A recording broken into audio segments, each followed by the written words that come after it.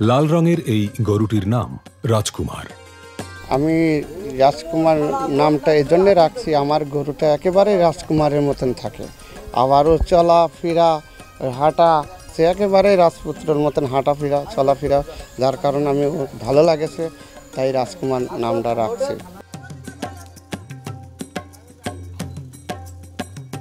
কুষ্টিয়ার মিরপুর উপজেলার পোড়াদাহ ইউনিয়নের বেলগাছি গ্রামের ডালিম সাধু ও তার স্ত্রী রুমা পালন করেছেন এই রাজকুমারকে।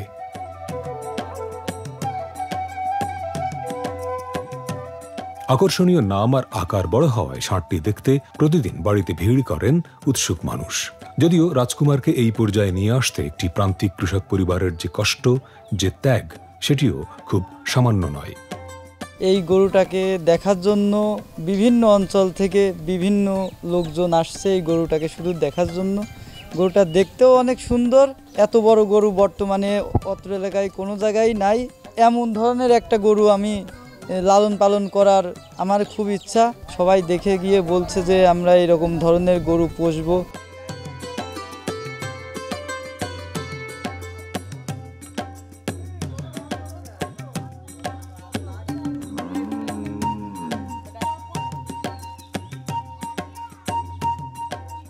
এরকম গরু কুষ্টিয়া জেলার ভিতরে একটাই, এত কষ্ট করে এই গরুর পিছনে শ্রম দেয়। দেখা যাচ্ছে এরকম শ্রম অনেক গরু চাষি আছে, খামারি আছে, এরকম শ্রম দেওয়ার মানুষ নাই, যার কারণে এরকম গরু কিন্তু নাই। দেশের ন্যায্য মূল্য পালি এই গরুটা বিক্রি করে দেবে।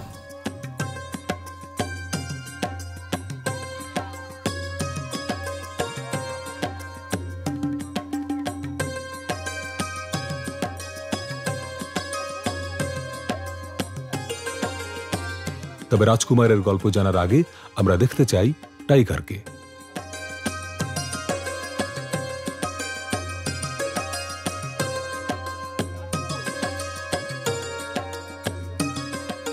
টাইগারও বেড়ে উঠেছে কুষ্টিয়ার মিরপুর উপজেলার আরটি গ্রামের বাদশার গোয়াল ঘরে। কোরবানির ঈদ সামনে রেখে তার দাম হাঁকা হয় 20 লাখ টাকা। আমার ছোট বড় ছেলে ওই গরুটার নাম রেখেছে টাইগার, শখ করে, তো এই জন্য এই গরুটার নাম হয়েছে টাইগার। আমি এই গরুটা 2 বছর 10 মাস ধরে সন্তানের মতন লালন পালন করছি। গরুটা যত দেখাশোনা দায়িত্ব আমরা পরিবার মিলে সবাই সন্তানের মতন দেখাশোনা করি।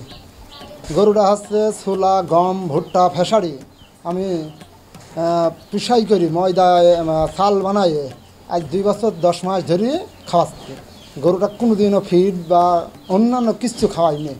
আমার গরুটার ওজন হয়তো 30 থেকে 35 মণ হবে, 20 লক্ষ টাকা দাম আমার।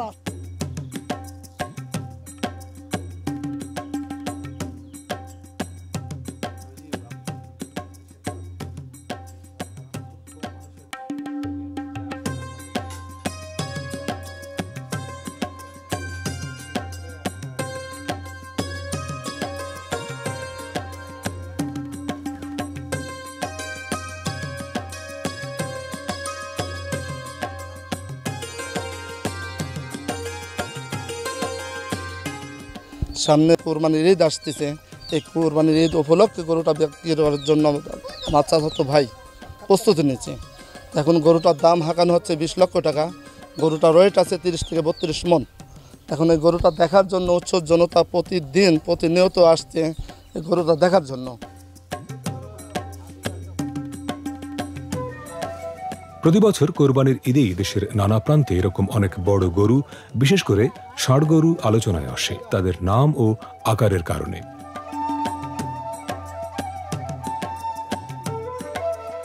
এসব নিয়ে গরুর খামারি ও ক্রেতা বিক্রেতাদের মধ্যে এক ধরনের প্রতিযোগিতাও শুরু হয়।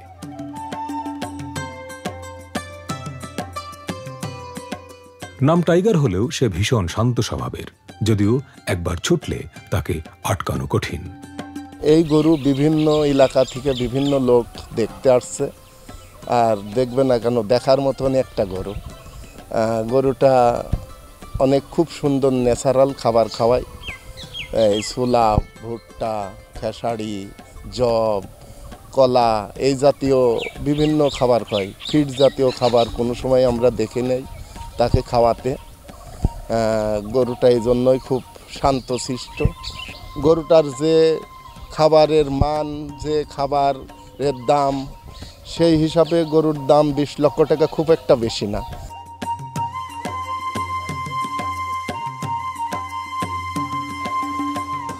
টাইগারের প্রতি মালিক বাদশার আলাদা খেয়াল। সংসারের অন্য যে কোনো কাজের মধ্যেও টাইগারের প্রতি তার যত্ন আত্মিতে কোনো ত্রুটি নেই। সময় মতো ঘাস ও দানাদার খাবার দেওয়া হয় তাকে। ঘরের কাজ শেষ করে বাদশার স্ত্রীও টাইগারের দেখভাল করেন। আমরা শখ করে এর নাম রাখছি টাইগার। আমরা খুব শখ করে গরুটা পুষছি আমাদের পরিবারের সবাই মিলে, কিন্তু বেশিরভাগই আমি কাজ করি। আমাদের গরুটা খুবই ভালো, নরম সরম, কিছু বলে না।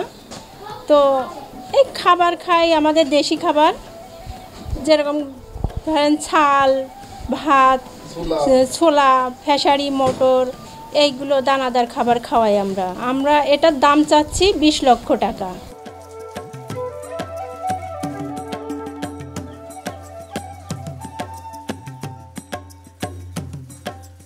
প্রান্তিক যে কোনো কৃষক পরিবারের পক্ষে এরকম একটি ষাঁড় গরুকে ভালো দামে বিক্রির উপযোগী করার কাজটা বেশ কঠিন, কেননা বেড়ে গেছে গোখাদ্যের দাম।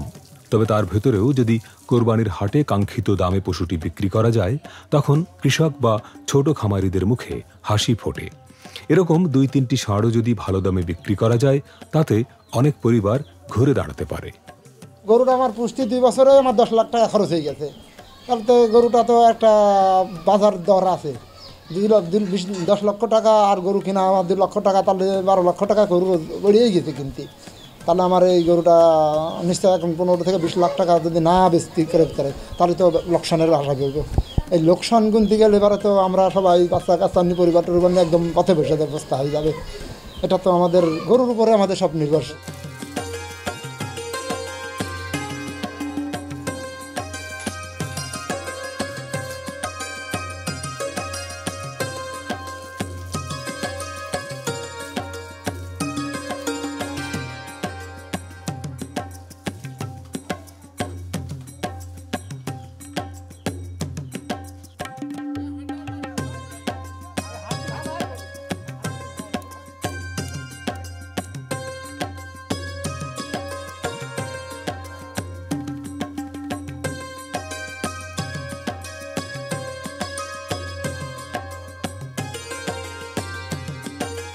কুষ্টিয়ার বেলগাছি গ্রামের রাজকুমার সন্তানের মতোই পরম মমতায় 4 বছর ধরে একে লালন পালন করেছেন ডালিম ও তার স্ত্রী রুমা।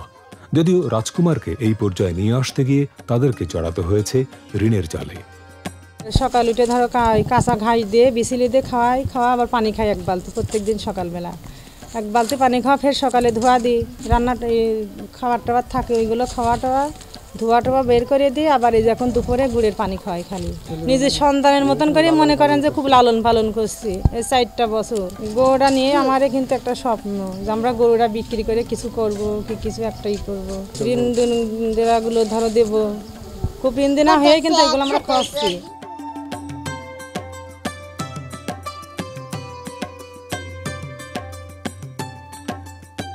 আগের বছর ভালো দাম না পাওয়ায় রাজকুমারকে বিক্রি করেননি তারা। এবছর আশা করছেন ভালো দাম পাবেন।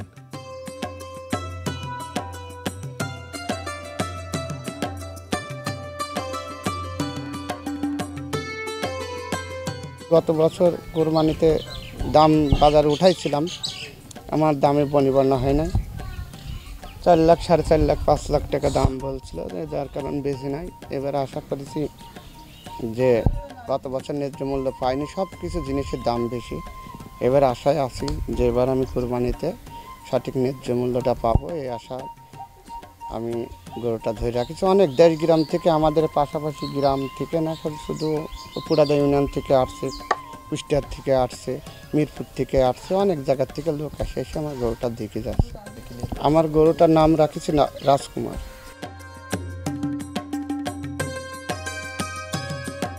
বিক্রি হলে ক্রেতা রাজকুমারকে নিয়ে যাবেন হয়তো অনেক দূরে।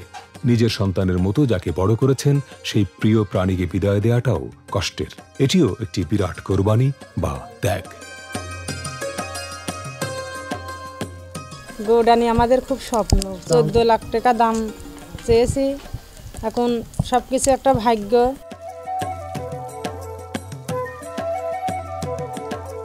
প্রত্যেক বছরে সে সাগরিকা বাজার বলেন, ঢাকা গাবতলী বাজার বলেন, মানে যে কোনো প্রান্তের থেকে লোক ছুটে আসি। কুষ্টিয়া, খাজানগর, পুরাদা ইউনিয়ন আমাদের অঞ্চলের বেশিরভাগ আসি, তারা গরু কিনে নিয়ে যায়। আমরা তো অন্য কোনো খাদ্য খামা ওষুধ পানি করি না, যার কারণ দূর দূরান্ত থেকে বেশি লোক আসে বেশি। আমার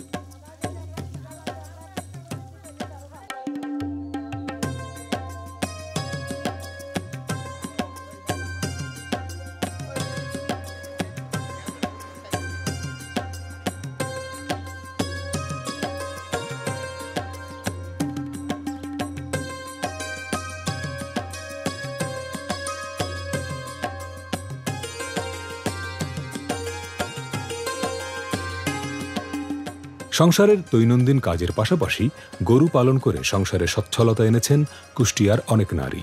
একসময় বাড়িতে হাঁস, মুরগি, কবুতর, ছাগল বা গরু পালনের সঙ্গে পড়ালেখা না জানা কিংবা প্রাতিষ্ঠানিকভাবে কম শিক্ষিত নারীরাই বেশি জড়িত ছিলেন। কিন্তু এখন অনেক শিক্ষিত নারীও পশুপালনকে নিজেদের পেশা হিসেবে গ্রহণ করেছেন, যারা সংসারে যোগ করছেন বাড়তি আয়।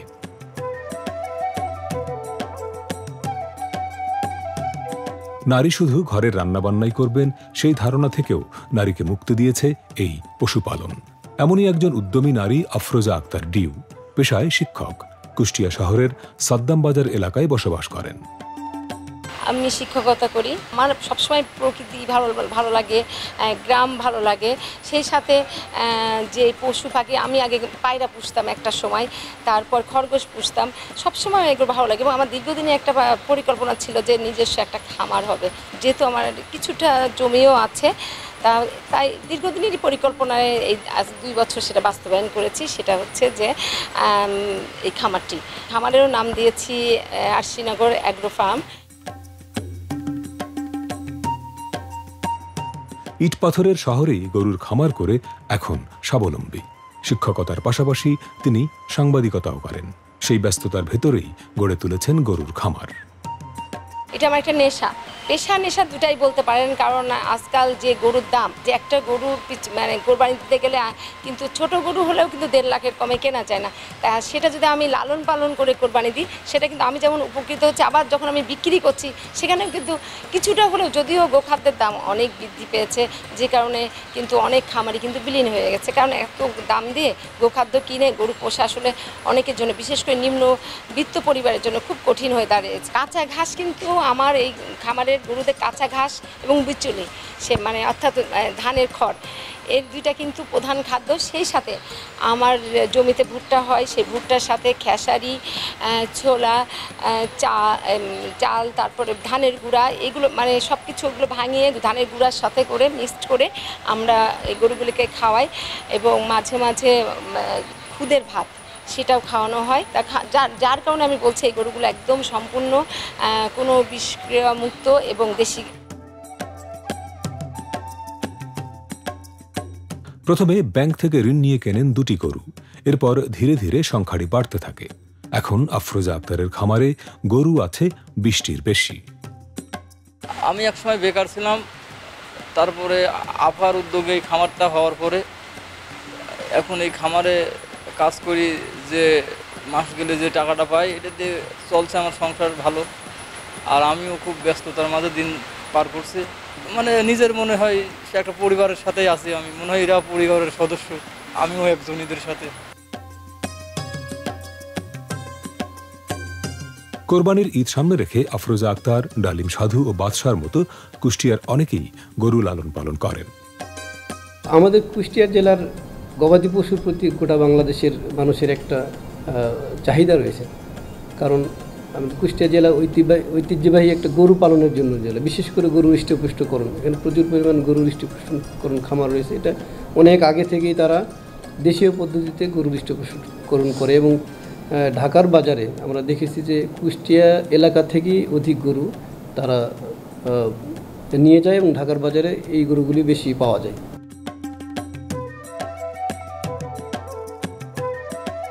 গরু পালন হৃষ্টপুষ্টকরণ শুরু থেকে বিক্রয় পর্যন্ত তাদের আমরা পরামর্শ দিই এবং বিক্রয়ের জন্যই কিন্তু আমরা তাদেরকে হেল্প করি। যেমন আমাদের অনলাইন কিছু প্ল্যাটফর্ম আছে যেগুলোতে তারা সহজেই বিক্রয় করতে পারে। অনেক সময় বড় গরু হাটে বাজারে নিয়ে যাওয়া কিন্তু সমস্যা হয়। আমাদের কিছু ফেসবুক আছে, ডিসি অফিসের একটা প্ল্যাটফর্ম রয়েছে, এগুলোতে আমরা তাদের গরুগুলো আপলোড করে দিই যাতে করে তারা দেশের অন্যান্য জায়গাতে যারা কষ্ট করে হাটে যেতে চায় না তাদের সাথে যোগাযোগ করে কিন্তু এগুলো কিনতে পারে, ক্রয় করতে পারে।